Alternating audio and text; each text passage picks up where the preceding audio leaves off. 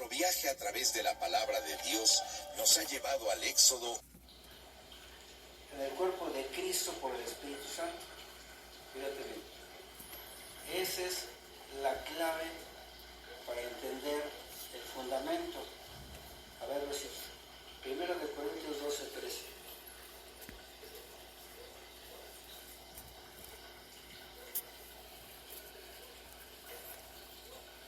Porque por un solo espíritu, fuimos todos bautizados en un cuerpo, sean judíos o griegos, sean esclavos o libres, y a todos se nos dio a beber de un mismo espíritu.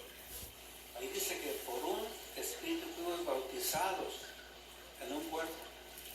No está para nada refiriéndose al bautismo en agua. No se está refiriendo a que hemos sido insertados, por decirlo de alguna manera. Exactamente. Ahora, Efesios 4:5 y 8.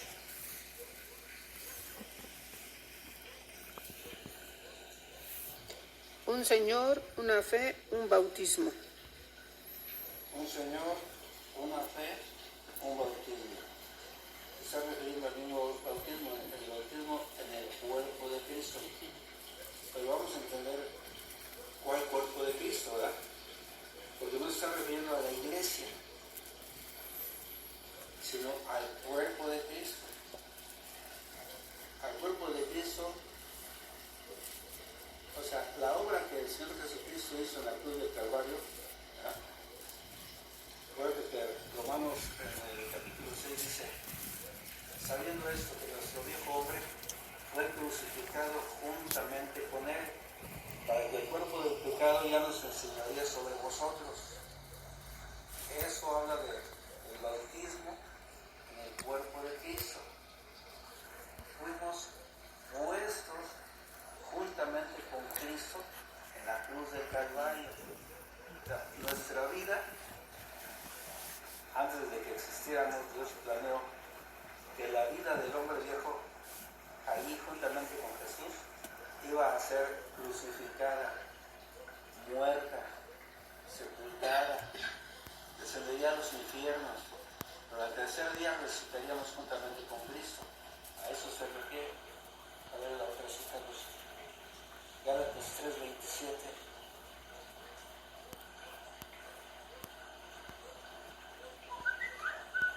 Porque todos los que habéis sido bautizados en Cristo, de Cristo estáis revestidos. Nosotros estábamos desnudos. Sin embargo, Dios nos vistió.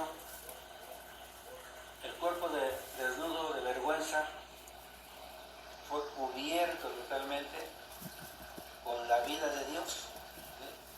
Espíritu, alma y cuerpo, para que la vergüenza de nuestra desnudez ya no estuviera delante de la presencia de Dios. Entonces ahora tenemos realmente la gloria del Hijo, ¿sí? Ya no es nada nuestro, todo es lo que Dios ha estado poniendo en nosotros. Colosenses 2:11-13.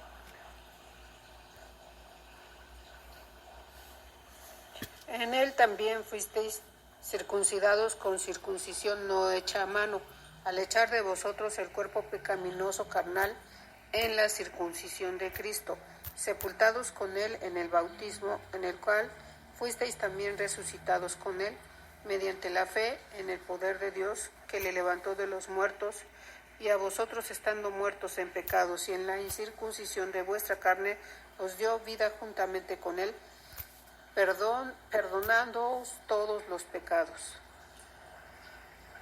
Cuando Dios llama a Moisés, muy repetidamente Moisés dice que él es de labios incircuncisos, de boca incircuncisa.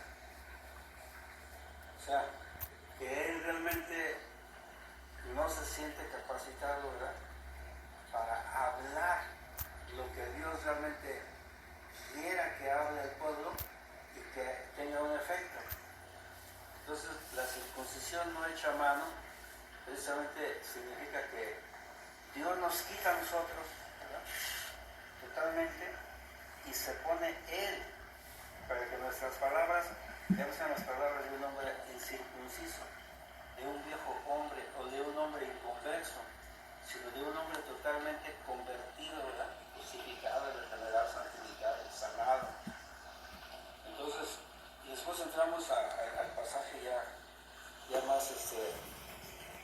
fuertemente. Romanos 6, del 1 al 14, versículo por versículo.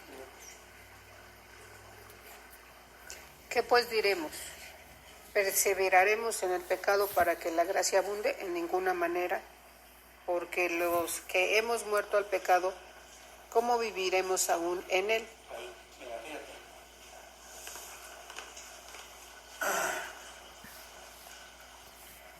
El apóstol no está dando una alternativa. No está diciendo,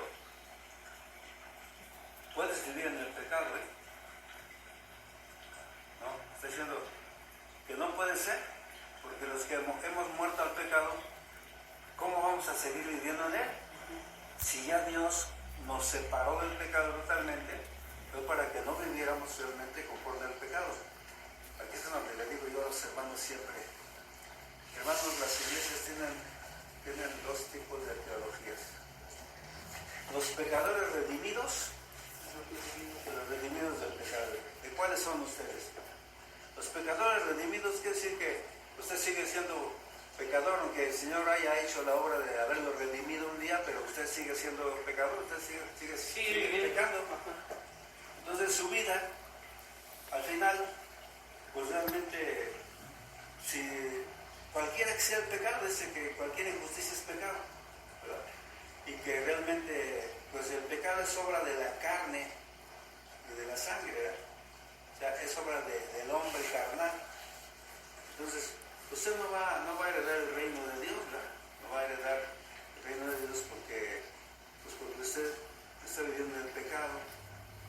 Y si usted no se santifica a diario, y si usted no recibe una respuesta de Dios, y como estamos acostumbrados a querer sentir la presencia de Dios, y si no sentimos la presencia de Dios, sentimos que no nos ha ni siquiera perdonado o escuchado. Entonces se crea un conflicto, ¿verdad? Un conflicto que surge precisamente del choque de dos fuerzas. La duda, ¿verdad? Y una fe en esperanza que ni siquiera está funcionando. Está queriendo que Dios lo oiga, pero que no tiene bases para sentir, o como si no tuviera bases para saber que efectivamente Dios lo oye. Simple y sencillamente al hablar las palabras del Señor, ¿verdad? Hijitos, estas cosas os escribo para que no pequéis. Pero si alguno hubiera pecado, abogado tenemos para con el Padre, a Jesucristo el justo, ¿verdad? Y dice también que si nosotros confesamos nuestros pecados, Él es fiel y justo para perdonar nuestros pecados y limpiarnos de toda maldad. Entonces, esa es la situación de donde, como tú dices, en donde la iglesia tropezó, ¿sí? Pero por no saber, por no entender el bautismo en el cuerpo de Cristo, fuimos injertados en Él para muerte, pero también para nuestra. Cuando Él resucitó, nosotros resucitamos juntamente con Él. Él, habiendo resucitado entre los muertos, ya no tiene nada que ver con el pecado, ya fue pagado el pecado. Y nosotros igual, no tenemos nada que ver con el pecado, porque realmente el pecado fue excluido de nosotros. Aunque la vieja naturaleza no fue quitada de nosotros. Sí, ahí está hasta que nos muramos, pero está bajo el dominio y la autoridad, el señorío de Cristo, por obra y gracia del Espíritu Santo, en virtud del sacrificio en la cruz del Calvario de Jesucristo. Entonces, esa es la justificación, es la fe en la que tenemos que descansar y no preocuparnos de que nuestra salvación se vaya a perder, porque si entendemos el fundamento, como tú decías, la salvación no se pierde. Si no entendemos el fundamento, estamos prácticamente en la inconsciencia. Estamos en ignorancia. Exactamente. O sea, sí, en inconsciencia, no estamos conscientes realmente de la situación. Tenemos dudas, tenemos miedo, tenemos incertidumbre. Y ese es un problema bien grandísimo, bien enorme. Porque yo les comentaba a los hermanos, cuando participamos de Santa Cena hay hermanas que no participan de Santa Cena. ¿Por qué? Porque traen ese problema de que ellos sienten que no son dignos. Sí, que no. Tienen culpa. Pero realmente sí, ese es el meollo del hombre carnal. Con todas esas cosas que realmente, sí, muchos no las entienden. Muchos no las entienden. Porque como dice, te digo, o sea, ¿viviremos todavía en el pecado? No, o sea, claro que ya no pecaremos, o sea, el pecado ya no va a ser un modus vivendi para nosotros, ya no vamos a vivir de esa manera. Porque luego me dicen, hermano, pero es que de repente, pues peco, pues sí, porque esa es otra cosa, ese es otro versículo que me da vueltas y vueltas y vueltas y vueltas en la cabeza. El que inició la obra, la va a perfeccionar, les digo, o sea, vamos a ser perfeccionados. El que inicia la obra en mí, el Espíritu Santo, es el que me va a perfeccionar. ¿Hasta cuándo? Hasta el día que el Señor venga, sí. Va a estar trabajando en mí. Y si dice que es hasta cuando venga el Señor, no hay una interrupción. Ahí en Romanos dice que el que tiene el Espíritu de Dios, es de Dios, pero el que no tiene el Espíritu de Cristo, no es de Cristo. Y yo ahí entiendo que sí, yo vuelvo a lo que el hermano Alfonso decía, vuelvo a mi propia experiencia y vuelvo a ver que sí es cierto entonces que realmente hay quienes sí nacen de nuevo y hay quienes no nacen de nuevo. Y creo yo que a lo mejor a los que no les cae bien el 20 de lo que tú ahorita estás compartiéndonos, es de aquellos de los que no han nacido de nuevo, que por más que se esfuercen, siguen viviendo en el pecado. No es que pequen ocasionalmente, sino que de plano siguen en esa misma vida y no cambian su vida y se quieren esforzar porque saben de las Escrituras, porque conocen al Señor, porque saben de Él, saben lo que es el pecado, saben que están mal, pero no se pueden apartar porque el Espíritu Santo no está en ellos, pero están en la congregación. Y llega un momento en que, ¿saben qué? Se les hace más fácil regresar. Esos son los que, para mí, como yo estoy entendiendo las cosas, esos son los que yo creo son los que están apostatando. O sea, los que tienen un camino donde llegar. Yo les decía hace un rato de la definición que vi ahí en lo que, y creo que viene en mi Biblia de estudio, la definición de que antes de llegar a algún lugar se regresa. Entonces yo me imagino este ejemplo, voy de aquí, voy a Aurrera, y voy caminando a Aurrera, pero está haciendo mucho calor, hay muchas cosas que me quieren impedir llegar a Aurrera, pero yo sigo adelante porque mi fin es llegar hasta Aurrera. Y de repente ya voy, y llego al estacionamiento de Aurrera, ya me acerqué a Aurrera, pero de repente veo que no están dejando entrar, que de uno digo ya, yo me regreso. Y estoy apostatando de llegar a Aurrera. Nunca llegué a Aurrera, pero me regresé de estar llegando ahí. Yo eso es lo que entiendo por la definición que leí de lo que es la apostasía.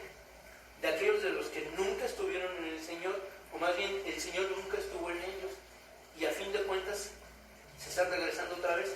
Pero aquel en donde Jesús sí está, no me va a dejar Él. A lo mejor dentro de la voluntad permisiva, Él permite, ¿verdad? Que yo me acuerdo que tú mucho nos dabas testimonio de que hubo un tiempo en que tú de plano te regresaste al mundo. ¿Por qué no te quedaste allá? Porque realmente naciste tú de nuevo y de alguna u otra manera el Señor te trajo. Hace unos días tú me decías acerca hablando de la salvación, me hablabas de tu sobrino, dices, pero es que, hermano, ¿y si no te arrepientes? Porque yo te decía, bueno, ok, pierdo yo mi salvación por tantos pecados. Buenas tardes. Pero de repente, ¿qué pasa si me arrepiento?